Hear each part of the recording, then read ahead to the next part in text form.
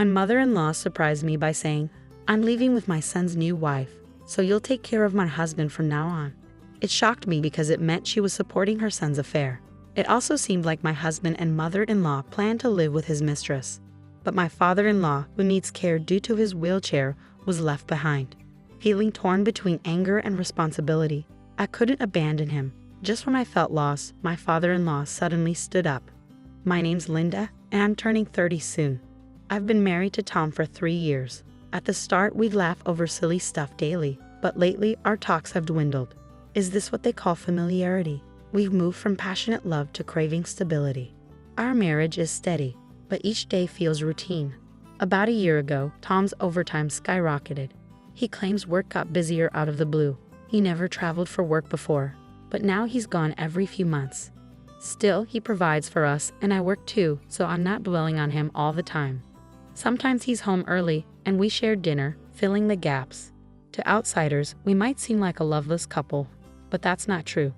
This is just how we are. To me, this is normal married life. One evening, I returned home from work to find my husband there, which was unusual since he never came back before 10 p.m. It was only 7 p.m. Welcome home, he greeted me, making me wonder what was going on. "Tom, it's rare for you to be home this early. Did work finish early today?" I asked. He explained that his dad had an accident at work and was hospitalized, so he rushed home. I was shocked to hear about his father's accident. His car was hit by another running a red light, leaving him paralyzed in both legs and an arm. It was devastating news.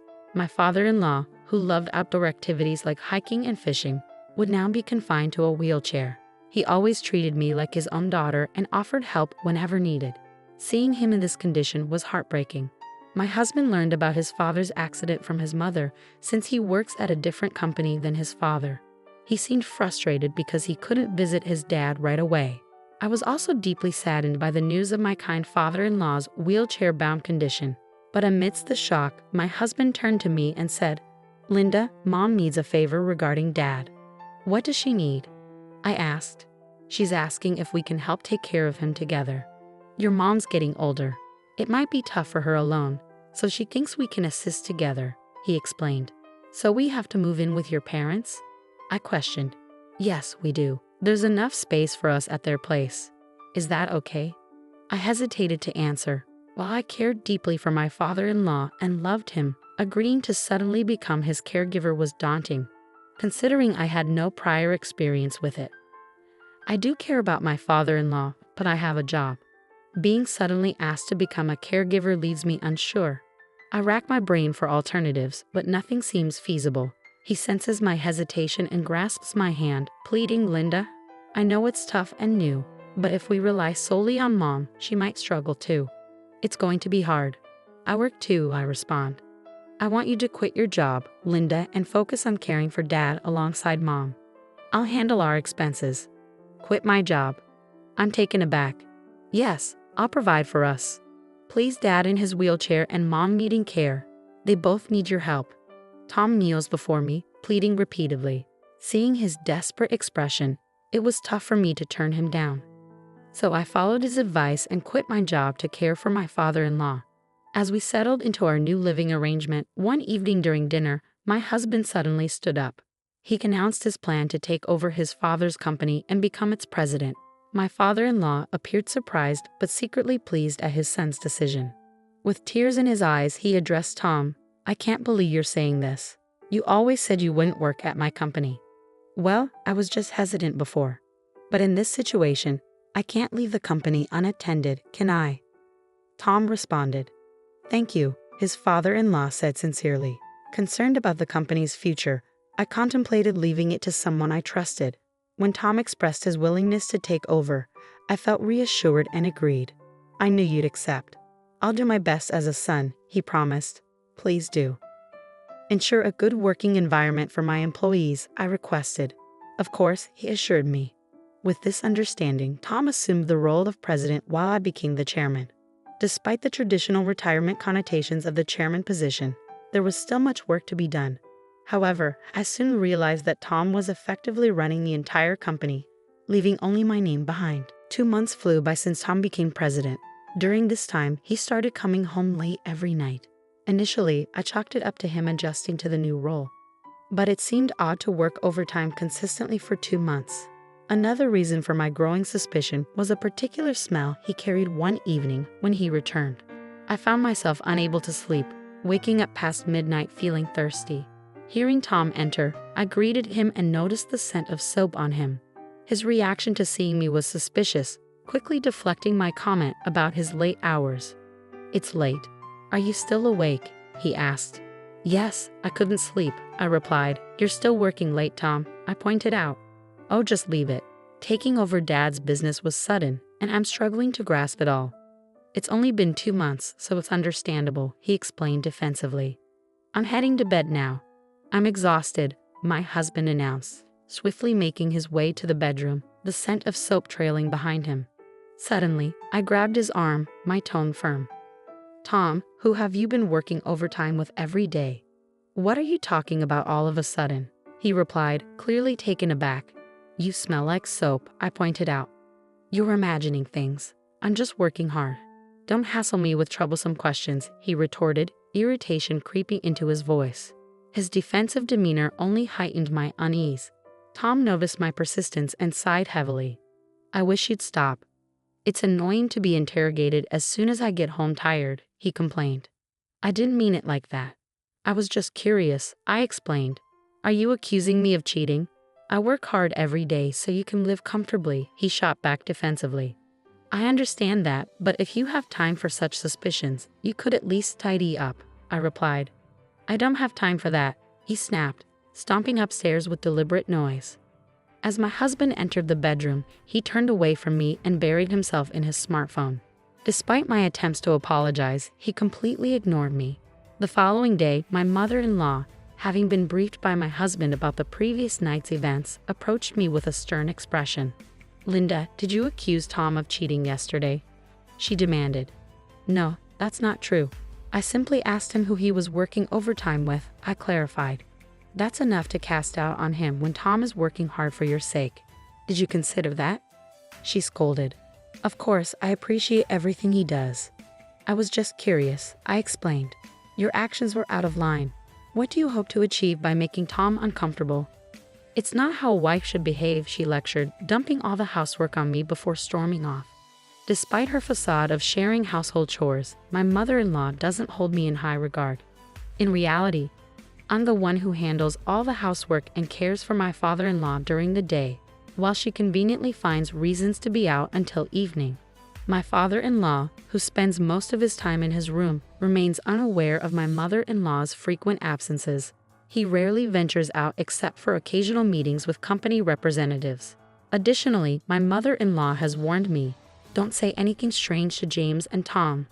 I felt the unfairness of her self-centeredness, but all I could do was silently attend to household chores and caregiving. However, what kept me going through such a mundane routine was largely my father-in-law's presence. Each time I assisted him, he expressed genuine remorse. "Linda, I'm sorry. I'm sure you dislike caring for an old man like me," he would say. "Don't worry about it. I consider you my real father. Helping you brings me joy," I reassured him. "I'm grateful that Tom married someone like you, Linda," he replied sincerely. "Despite all the trouble I've caused you with my care, you still speak so kindly to me." "I'm a lucky man, father-in-law," I expressed gratefully. "I'm also happy to have such a kind person as my father-in-law," I added. Despite the discomfort caused by my husband and mother-in-law's behavior on many days, I found the strength to carry on because of my father-in-law's appreciation for me. My nightly routine involved helping my father-in-law get ready for bed and turning off the lights. Today, as I completed my tasks and returned to the living room, I was surprised to find my husband, who usually wasn't home at this time, sitting beside my mother-in-law. They appeared to be engaged in conversation, with my husband sporting a smirk. Sensing trouble, I braced myself as my mother-in-law spoke up, saying something that exceeded my expectations. "Oh, Linda, perfect timing. We need to talk," she declared abruptly. "Please take care of James here for the rest of his life," my mother-in-law declared abruptly. "What do you mean?" I questioned, bewildered by her statement. "Tom and I have decided to move in with his new wife," she explained casually. "A new wife?" I exclaimed, stunned by her sudden revelation. What does that even mean? Why is Tom silent? I wondered aloud. Without a word, Tom handed me divorce papers. I'm seeing someone else now, and we're leaving with Mom, he announced bluntly. What? I gasped, struggling to comprehend. I'm packing up. You deal with the divorce papers, he added callously. Overwhelmed, I collapsed in shock as they packed their bags and left without a second glance. Tears streamed down my cheeks in the silent living room. Suddenly, my father-in-law rolled in on his wheelchair. Linda, what's happening? Why are you crying? He inquired, concerned. I recounted the events to him, his expression shifting from concern to anger. His eyes glinted with fury as he processed the situation. With unexpected strength, he rose from his wheelchair, his voice resonating powerfully. Let's fight back, Linda, my father-in-law declared with determination. But your legs, James, I hesitated, concerned about his mobility. I'm sorry for keeping it a secret. Actually, I've been able to walk for a while now. Don't worry, just leave everything to me. I'm ready, he assured me, revealing his hidden capability. From a drawer, he produced a large envelope, unveiling its contents to me. This is it, Linda, he said solemnly. Inside were numerous pieces of evidence documenting my husband's infidelity, alongside shocking evidence of my mother-in-law's involvement in extramarital affairs. According to my father-in-law, suspicions arose when Tom consistently left work on time, despite returning home well after midnight each night. Perplexed by this behavior, he tasked trusted employees to monitor Tom's activities. Through further investigation, it was revealed that both Tom and my mother-in-law were unfaithful. Remarkably, my father-in-law had even uncovered evidence suggesting my mother-in-law's awareness of Tom's affair, including incriminating photographs of the trio together. My father-in-law revealed that he had recently obtained the evidence and debated when to inform me. I know it's not right to say this, but I'm glad I could tell you. What do you want to do, Linda? He inquired. I can't tolerate this any longer. I want to fight back, I asserted. Understood. Leave the rest to me, he assured me. Shortly after, my father-in-law swiftly dialed a number on his phone, contacting someone from the company. As a result, my husband was ousted from his position as president. Following my father-in-law's guidance, I initiated divorce proceedings, leveraging the evidence of infidelity to demand a fair division of property from Tom. About a week later, Tom visited my parents-in-law's house, visibly outraged. He addressed me and my father-in-law sternly. Hey, Dad, what's all this about? How does infidelity relate to being ousted as president? Shut up. You neglected my care and caused Linda suffering. You were not ready to be president.